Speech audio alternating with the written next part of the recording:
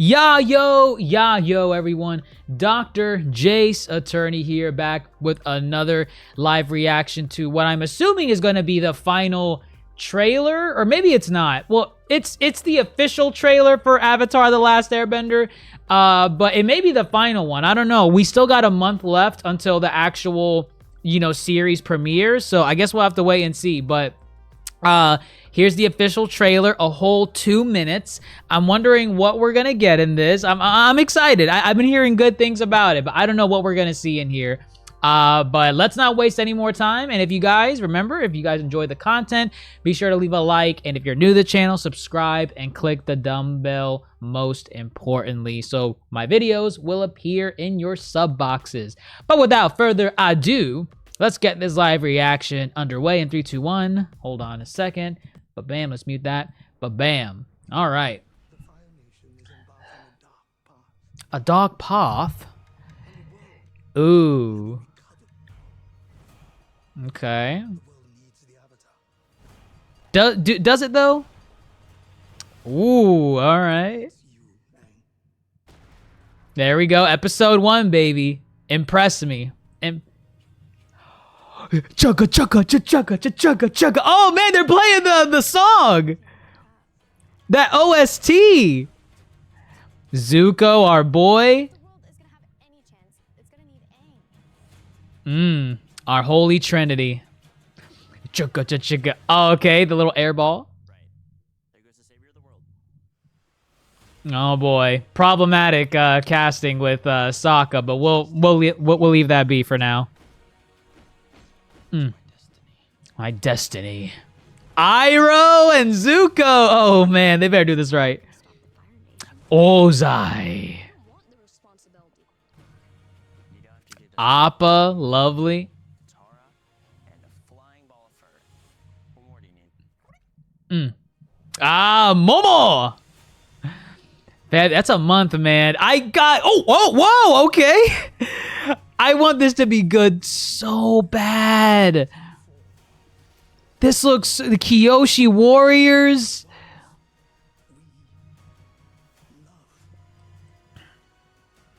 Oh God, the Blue Assassin. Ooh. Do do do do do. Oh, King Omi. The choreo is so good.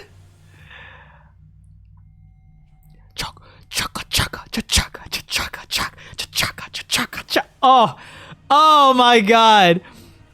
Oh my God. The Last Airbender. What are you closing with? Oh, the release date. Okay. That's okay. Oh my God, guys.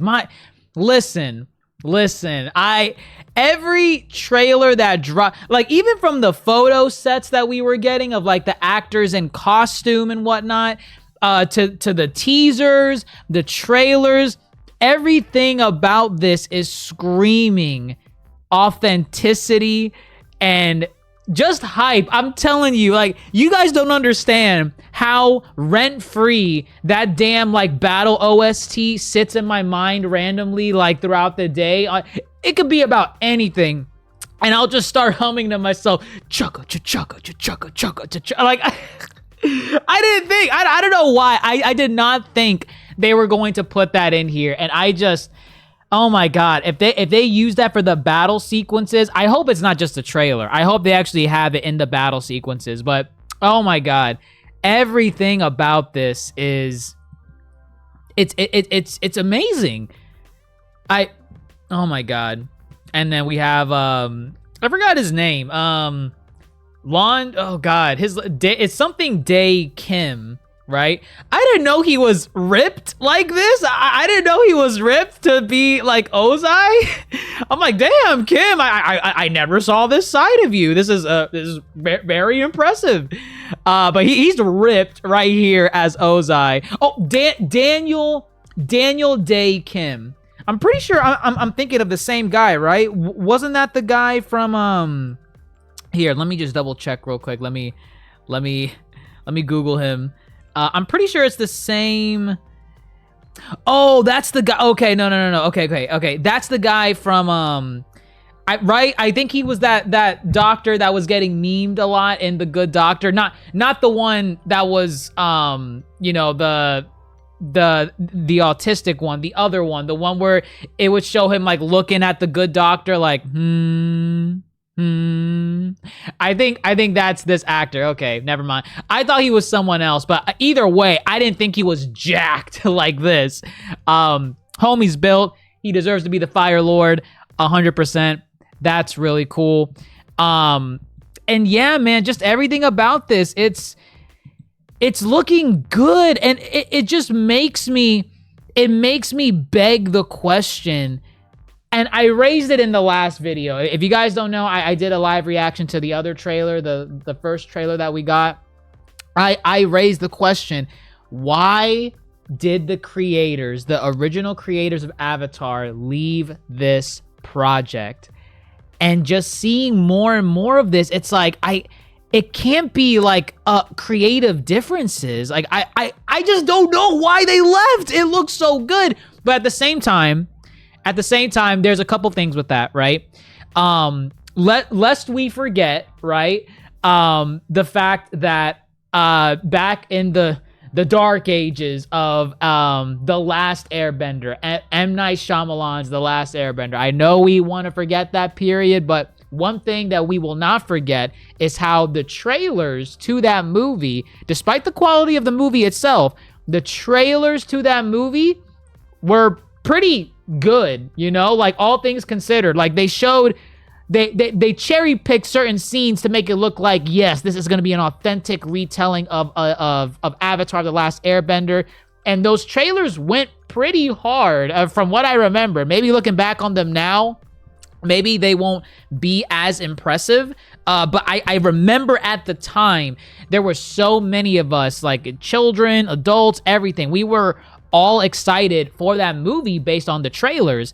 And when the movie actually dropped, that's when we realized, oh my God, they showcased like the best scenes in the trailer. And even those scenes weren't even that good to begin with. They just put some nice music and, you know, good editing here and there to make it seem like we were getting a better adaptation, and it was garbage. So it's possible that this trailer is maybe eliciting the same thing. Maybe they're showing the best parts, and with good editing, good music, good camera work, they're hyping up the series to be something that it's not going to be. So there's always that. There's always that, right? Maybe the actual source material is not reflective of the of the original work. And now that's why the creators left. They're like, this is not what we signed on for. We're leaving. So there's that potentially, right? There's also the fact that I'm noticing, see, I didn't know how long Netflix wanted to make this a show for. I'm kind of confused with it because we got the I forgot his name, but it was like the blue spirit, the blue hurricane, whatever.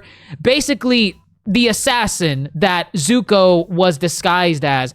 I could have sworn that happened a little bit later in the series. Like, I don't remember that being a book one thing. I could be wrong, but when Zuko's in disguise and, you know, teetering back and forth between whether or not he wants to help Aang or not, I'm pretty sure that was book 2. And actually, no, I'm pretty sure it was book 2. Maybe it was book 3, but I feel like book 3 is way too late for that. I think it was book 2. I could be wrong, because what I remember from book 1, it was full on, I must capture the Avatar to reclaim my honor. That was full blown, like no ambiguity whatsoever. Maybe a sprinkle here and there, but other than that, it was full on, I must capture the Avatar, from what I remember in book 1. So let me know if this is something that they're maybe moving ahead of the timeline, because when I see something like that, now I'm questioning, oh, well, wait a minute. I'm trying to think why the creators left, right? Are they moving certain plot points ahead, or maybe they're trying to skim certain sequences to get to the meat and potatoes of the series? And maybe that's what the creators weren't on board for? Maybe that's what it is? I don't know. We got Omi in here. Oh my God, that's going to be amazing. The choreo is amazing. Everything looks amazing. Everything looks amazing. There wasn't anything else that I could see that screamed like, this happens way later in the story. They're rushing this. I don't think do we have an episode count on this? I don't think we do. I could be wrong. At the same time, Azula, and again, this is like goes back to how much are they revealing early on. Azula wasn't really a thing in book 1. I'm pretty sure she wasn't. I think bare minimum she was introduced at the end of book 1 or beginning of book 2. Obviously, she is definitely in there in book 2. But for book 1, I don't remember Azula. But the Avatar fandom, don't come for me, man.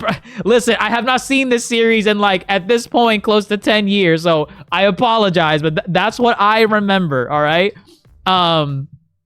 But yeah, aside from that, the only other thing that I can think of as to why the creators left is the big elephant in the room, and that's Sokka. For those that are not in the know, there's a big conspiracy, not a conspiracy, it's practically a confirmed thing, more or less, but the actor that is playing Sokka supposedly, and I say supposedly just because I have not done enough digging on my own to like really confirm, yes, this happened right here. I'm just relaying what I've seen through the grapevine of like, you know, the glorious internet. But supposedly, the actor that's playing Sokka, he apparently was not truthful on his application when he was auditioning for Sokka. From what I know, at least for the Water Tribe, and really all the other like nations and you know, the other like tribes and people and whatnot in the world of Avatar, they really wanted to get the ethnic background right and the race and everything for all these nations. So that's why everyone in the Fire Nation, for example, is, you know, Asian, or specifically, I think they're supposed to be Japanese. I think they're supposed, well, relatively, because I don't think, is Daniel Day Kim Japanese? I don't think he is. Maybe they're just going like ballpark Asian. Like, yeah, I think that's what they're going for. The point is, for the Water Tribe, they wanted to go for the indigenous / Native American type of ethnic background, because that's what the Water Tribe is based off of in the original source material. So for the live action, they wanted to hire more people of indigenous and native background, right? Apparently, the actor playing Sokka, he is not native whatsoever. Apparently, he lied on his application, and supposedly he's just some white guy. Supposedly. So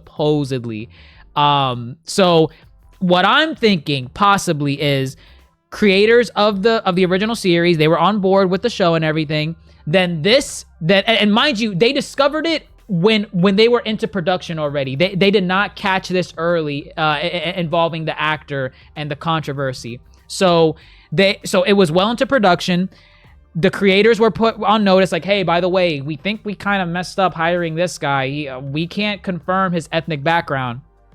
And the creators were like, hey, we want to leave. No. First they proposed, we got to start from scratch again. We got to get this right. We want to get the ethnic background and everything right on this one. So we got to recast Sokka.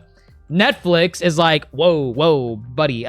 Listen, we did mess up on this one, but we're well into production. That's going to be a cost, and a significant cost, probably, most likely. And we're not going to be able to do that, man. And whether or not there was more pushback or not, creators, and we know who the creators are, but the OG creators, they were like, oh, then we're out, man. We wanted this to be pitch perfect. And you guys don't want to recast one of the major characters to the proper ethnic background that we want him to have in this live action series, we're out. And they left. They're like, no, if you're not going to do it right, we don't want anything to do with you. And they left, and Netflix is like, oh, well, I guess we're stuck with our foot in our mouth. Let's stick with this guy and just retell the story of Avatar. That's the only other thing I can think of as to why the creators left. That's the only other thing. So it's either we're seeing the best parts of the series and really the actual source material is not told in a good way that the creators were agreeable to, or this whole thing with Sokka and the miscast nonsense, I'm thinking maybe that was enough to get them to leave. Aside from that, I do not know what else they left for, because everything that we see in this trailer is fire. The music, the costumes, the choreography, the settings.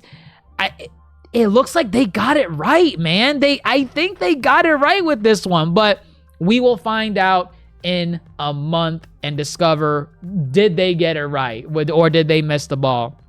Let me know what you all think down in the comments below. What did you think about this trailer? Are you on board for Avatar: The Last Airbender Netflix adaptation? Because that's the other thing too. Again, we're in a post One Piece live action world, and I mean, One Piece live action was great. I don't care what anyone says. It has its problems, but it was a great adaptation.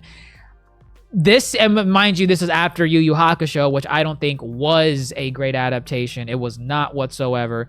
Had great fight scenes, don't get me wrong, but as an adaptation of Yu Yu Hakusho, it was not good. Now we have Avatar, where it's, and mind you, Yu Yu Hakusho did not have the creators, oh my god, what's the guy's name? Tagashi, his last name's Tagashi, but did not have him involved in the creative process for that adaptation. So now we have a 50-50 on this one. We did originally have the creators involved helping this one, but then they left, and we don't know why they left. They gave a statement as to why they left, but they did not give specifics, like this is the exact thing why we left. I'm pretty sure they like generalized it as creative differences. I think that's how they worded it from the time when they left. But I don't know, man. I don't know. We'll have to wait and see. But let me know what you all think in the comments below. Why do you think the OG creators left this project? Are you still excited to watch this series? And yeah, what do they need to get right? And what can they do to just fumble the bag so badly? I want to know what you guys think down below. I mean, I guess to fumble the bag, literally just make it M. Night Shyamalan's Avatar, and there you go, you fumbled. But maybe there's another way that they can mess it up, because, I mean, it looks good so far. I don't know. Let me know what you guys think down in the comments below, and you already know what to do. If you enjoyed the video, leave a like, and if you're new to the channel, consider subscribing if you enjoy the content, and click the dumbbell, most importantly, so that the video appears in your sub boxes. But with that, everyone, I'm Dr. Jace Attorney, signing off. Have a great rest of your day. Take care.